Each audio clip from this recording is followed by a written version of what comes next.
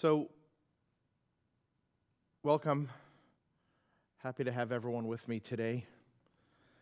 And winter is certainly coming, and it's getting more and more challenging.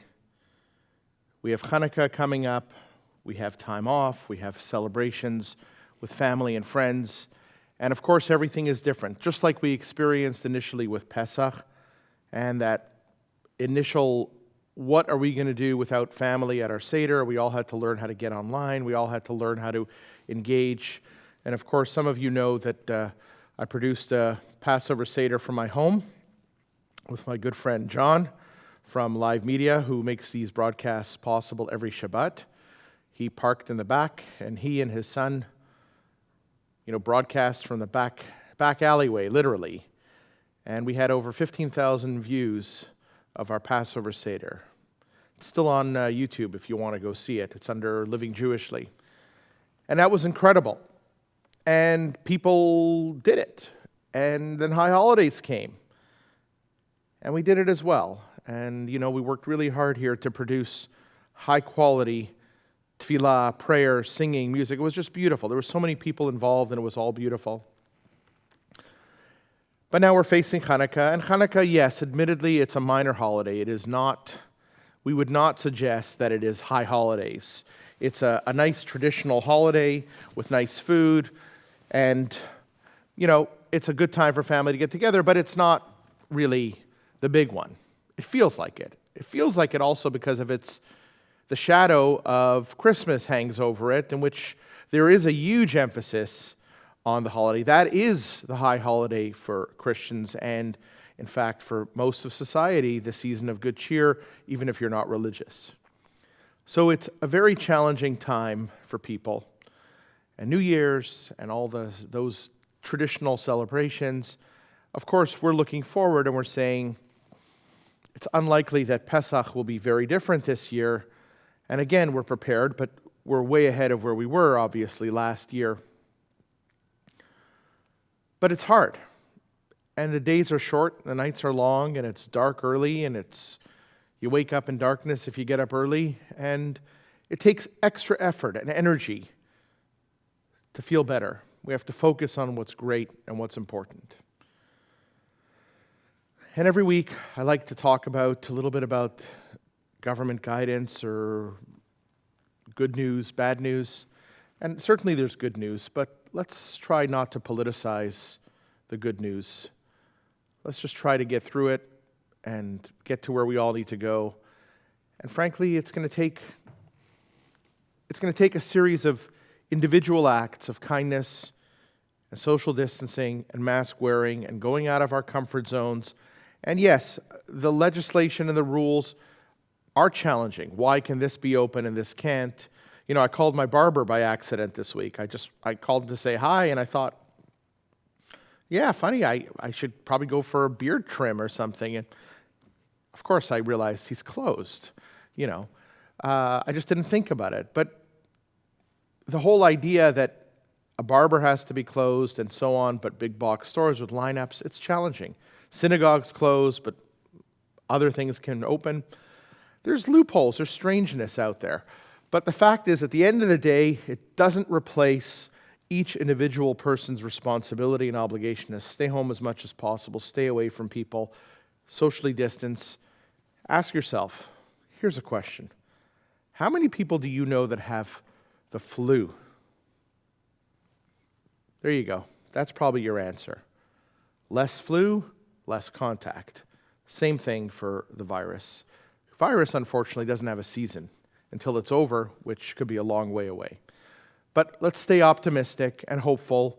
We now know that we can still connect and do what we have to do, even under the most difficult circumstances. But let's be safe. Let's not have a second wave, a third wave after the holidays because we thought that maybe we could forego the science just long enough to see our families quickly. Not a good idea. And it hurts. So I'm not saying this is easy. And today I want to talk about the pandemic through the eyes of the teachings of our Torah portion. And as I've said so many times, no, the Torah did not anticipate the pandemic in its story. We are going to look at the story and try to see what we can learn from it that we can apply to the pandemic. And the first thing I want to talk about is the art of war, going to war. When Jacob is faced with the possibility that his brother Esau, with 400 armed men, is coming for him, he panics. He knows that he stole the blessing from his brother. He knows his brother has vowed to kill him someday. He knows that he's found a way to hide out with his father-in-law Lavan for all these years, get married, have kids, build up a family, build up his flocks of sheep, become wealthy, but he hasn't confronted his brother Esav. And he's coming to see him. And Jacob immediately assumes it's a war. So he divides his thinking into 3 parts. The first part is appeasement. He sends gifts to his brother. He has servants going, and every few couple hours, another gift appears, and they're instructed to say, you know, this is from your brother. He just wants to send you some love and affection. He's looking forward to seeing you, and so on. And yeah, he's on his way too. He's going to come eat. He's not hiding. You know, that kind of clear messaging. Jacob is happy to meet you. He's wealthy, he's successful, he has a lot of people around him, and here's some gifts. But clearly, the message is, Esau, Jacob is no pushover. The second thing he makes plans for, and if you want to follow along, you can go into the beginning of this week's portion, which would be chapter 32, chapter 32, and it's verse 4. So first he sends the messages. Then he says survival. Appeasement, number 1. Survival, number 2. What is survival? We're not all going to survive if there's a conflict. But maybe if we divide our camp into 2 parts, one front will be the battle and the other will escape. In other words, 50% loss is possible, but only 50%. And therefore, at least someone survives. That's a pretty apocalyptic strategy. And the third strategy is conflict.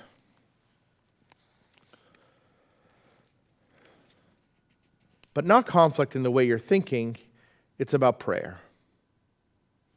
It's this ability to reach out beyond yourself and ask for help.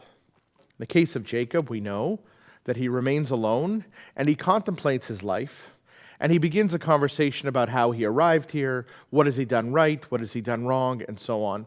And ultimately, I think that, while we're so used to talking about prayer as a way of communicating with God, asking for help, I think if we step out of that box for a minute and we think of it from a deep psychological standpoint, the ability for a human being to have clarity of thought and clarity of mission and clarity of purpose and clarity of permission to act, that is what's happening when there's prayer. Prayer means the articulation of inner thoughts and directing them perhaps to God or just for the listener's ear. Jacob has to come to terms with his behavior and his attitude and his responsibility. And once he has clarity, that will give him the ability to fight. And thus, prayer, while we think of it as a benign sort of, oh God, please help me, miraculously, no, prayer is actually another way to ensure a fulsome conflict because there's no insecurity on part of those who are fighting back. In other words, they're motivated. And clarity of thought and purpose does that.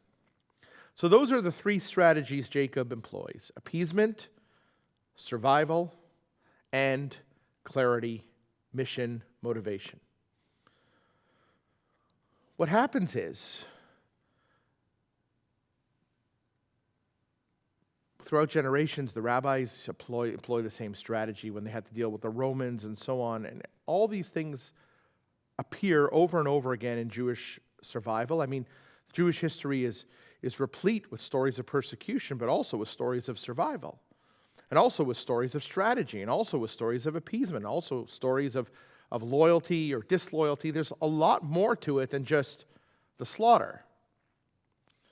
And it's important to understand that, because we are fundamentally not necessarily only persecuted, we are also survivalists, which ultimately is the Hanukkah story.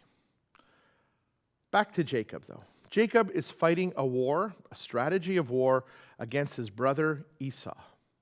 And there's only one problem with this whole story, and that is that Jacob misunderstands the nature of the conflict entirely. And the text is very clear that Jacob misreads it. Esau shows up in the most conciliatory manner possible. He kisses his brother. He falls on his neck in an embrace. He cries.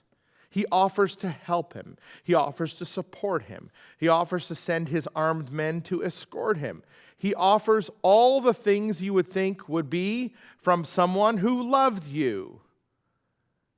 Esau, for whatever reason, seems to be completely over the loss of the blessing. Not a word of resentment. Only the briefest innuendo by Jacob references the blessing. Esau doesn't even engage. So what does this tell us?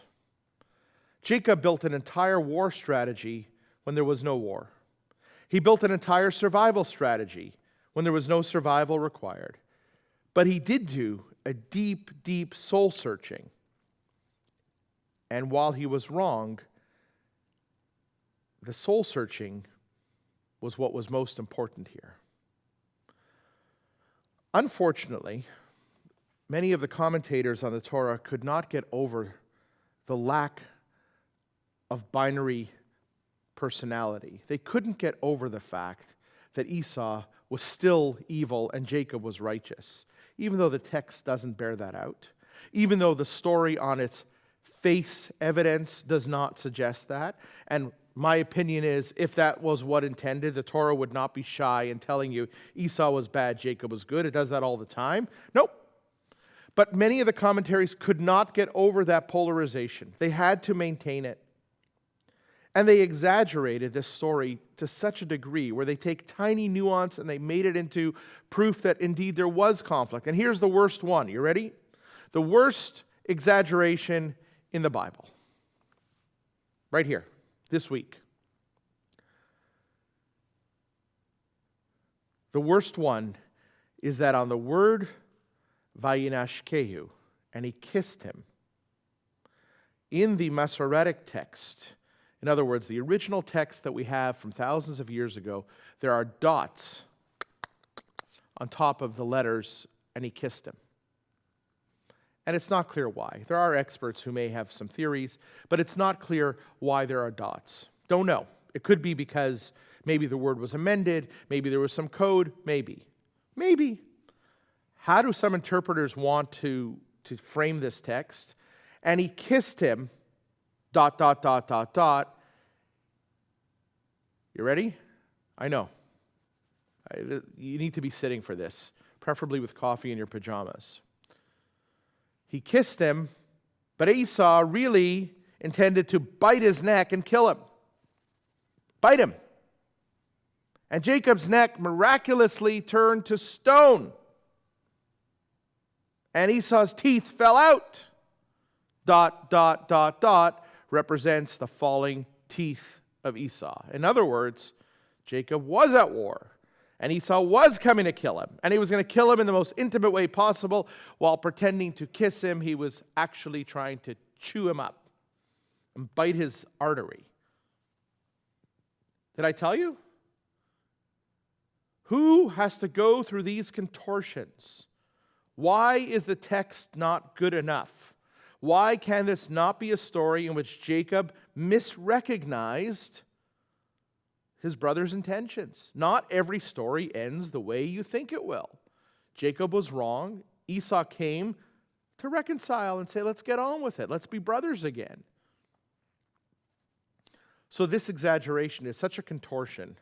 When I was young, even when I was young, and I was told these stories, that's where I kind of like dropped out.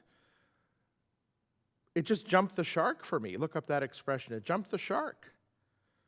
I just couldn't believe it. Even as a kid, I said, what?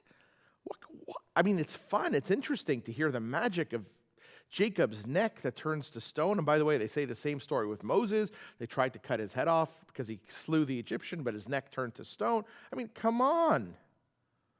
Esau's teeth falling out just to keep your narrative? Well, anyhow, I'm going back to what I see in the text. I mean, I got called a heretic for trying to just read the text, but regardless.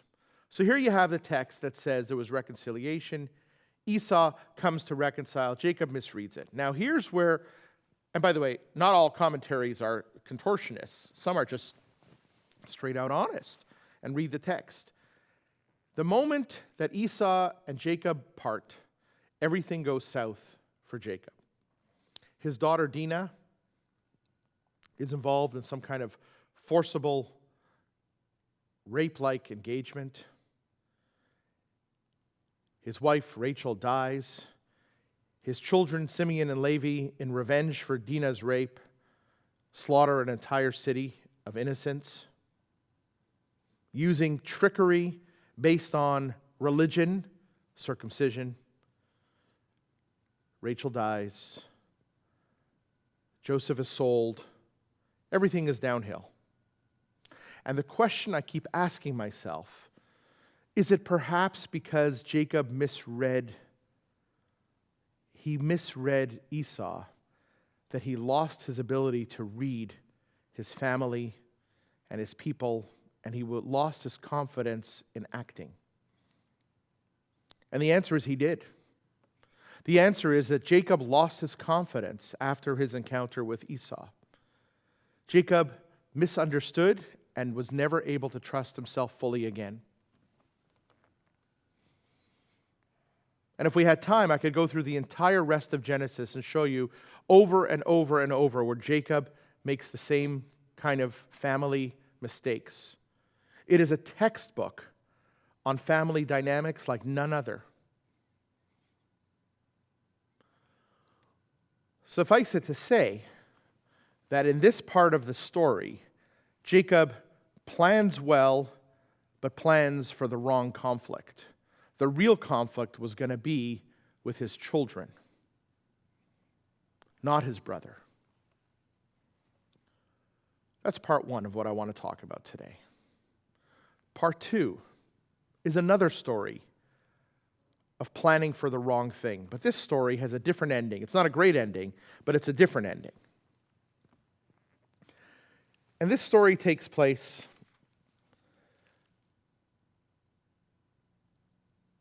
in this week's portion, but it also happens in the last portion of the book of Genesis, Parshat Vayechi, when Jacob is on his deathbed and he calls for Joseph.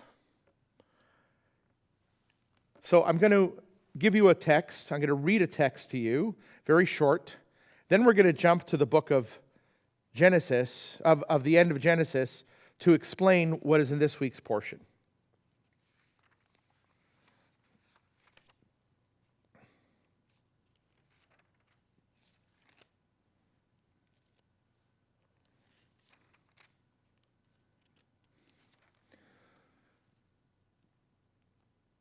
Today's reading began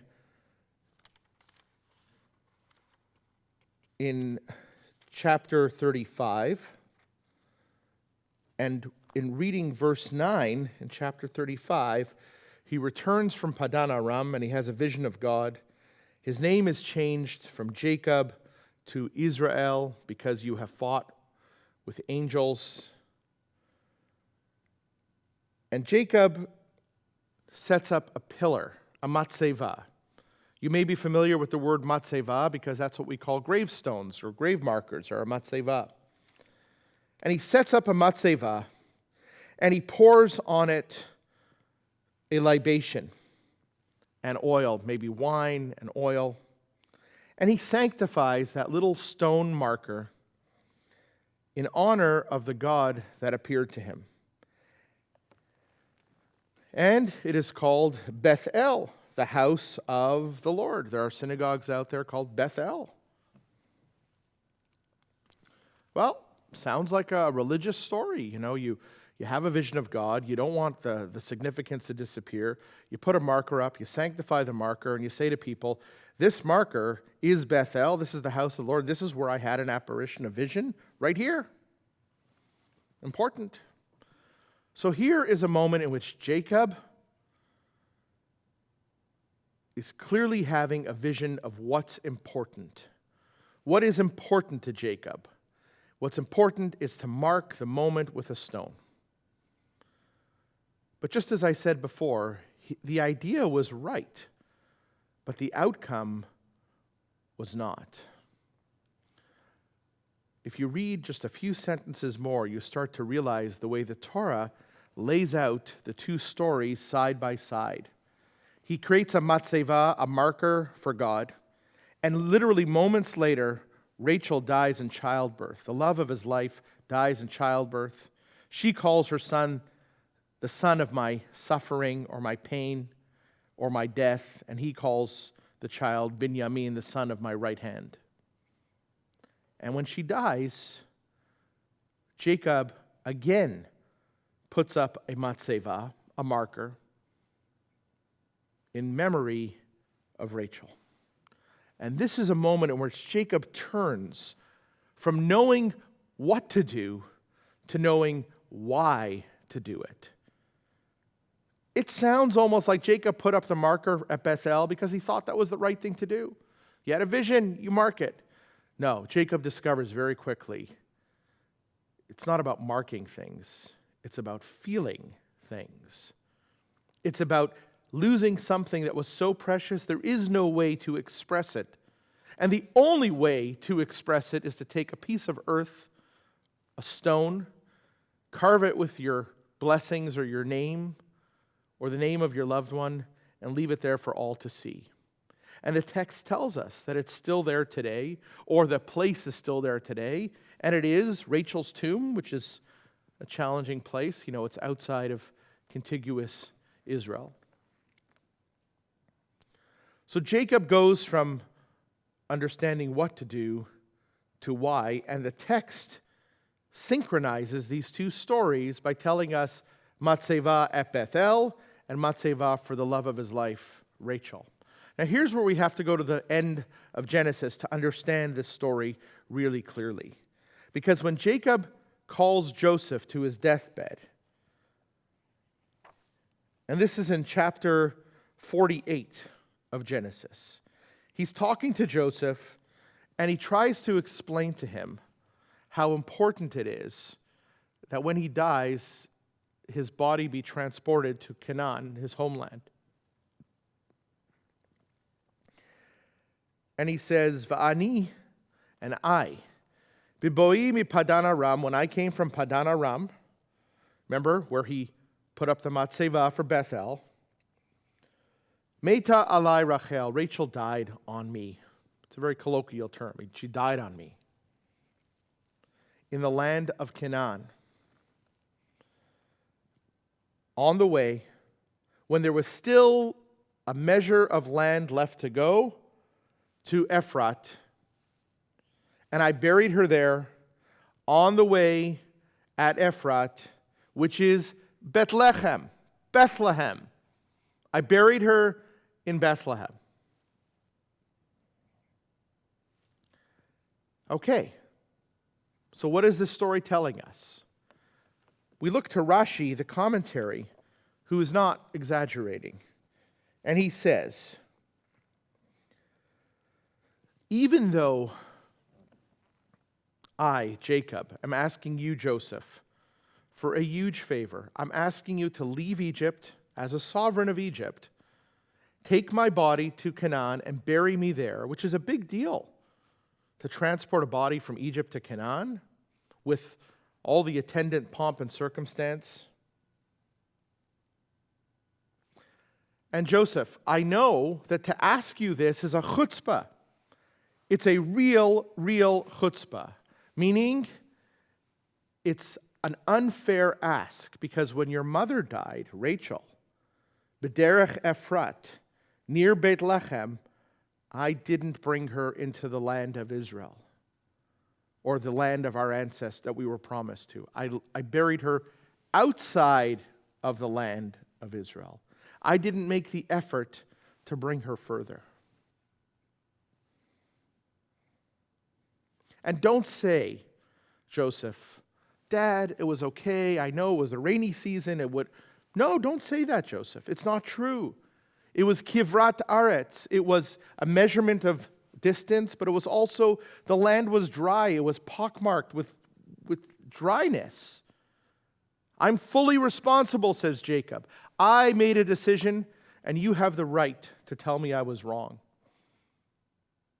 But I need you to take my body back to the land of Canaan, our ancestral promised land. Now, what an incredibly insightful story this is into Jacob and Joseph. We've never heard this before, that Jacob did something questionable by burying Rachel. We also rarely have in our text where people have these deep confessional conversations with each other, and here we have one. We finally get an insight into the mind of Jacob, who acknowledges to his grown son, his grown child, who is the sovereign of Egypt, the vizier, the grand prince. And he says, you know, I was wrong. You have the right to say no. Joseph, of course, does the right thing and says yes.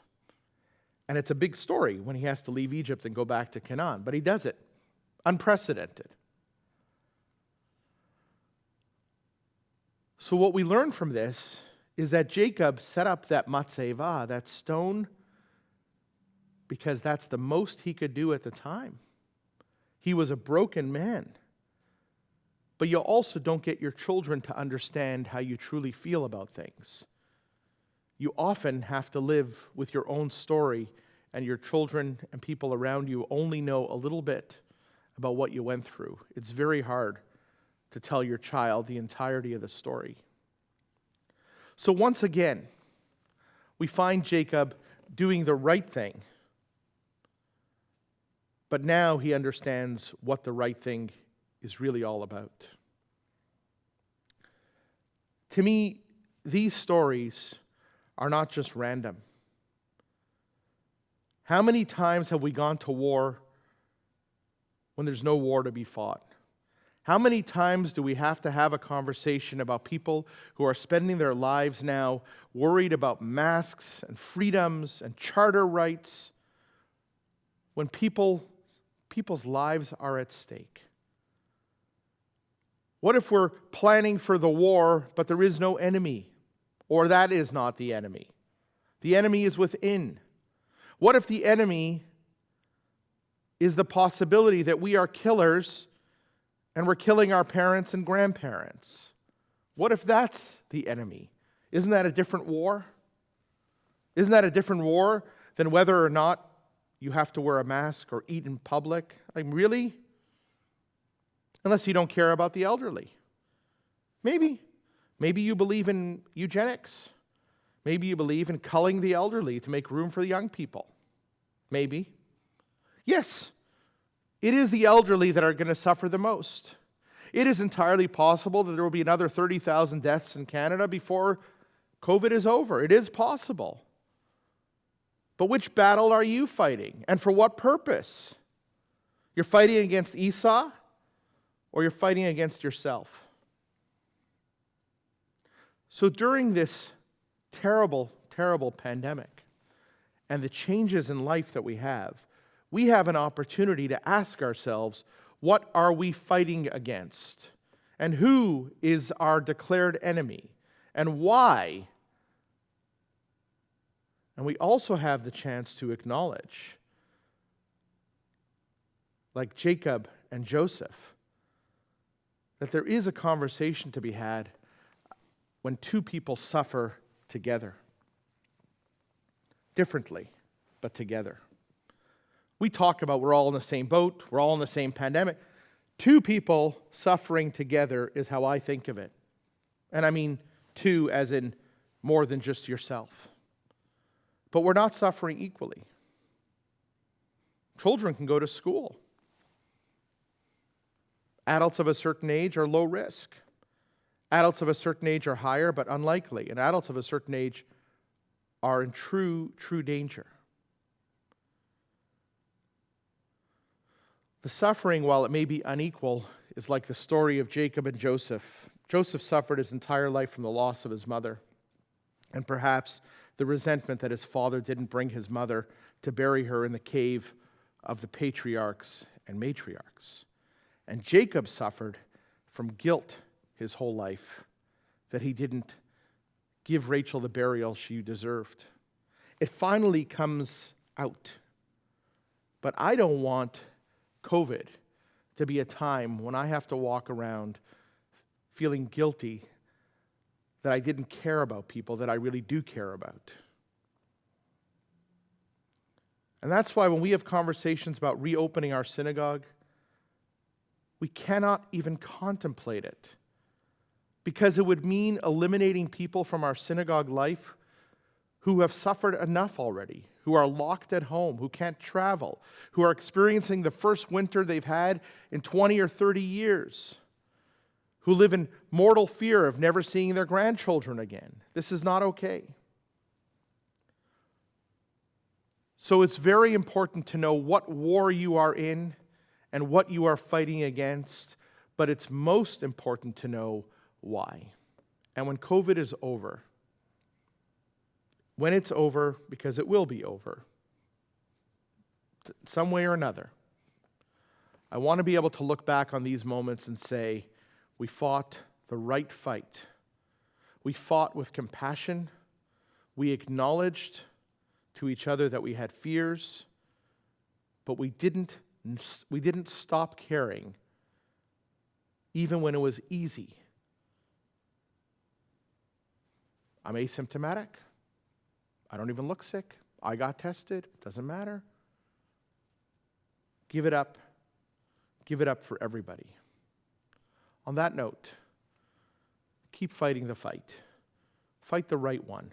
Fight for those you love. Sometimes the ones you love are the ones you have to tell them, no, I cannot come. I cannot visit. I cannot hug.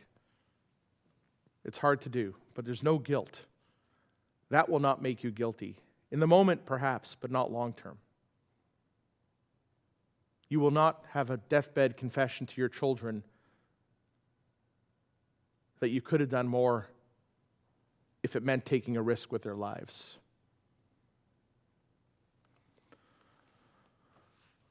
Stay strong. Look forward to seeing you next week. In the meantime, follow the science, follow the rules, and of course, if you need help or anything we can do, don't ever hesitate. We'll be there. Shabbat Shalom.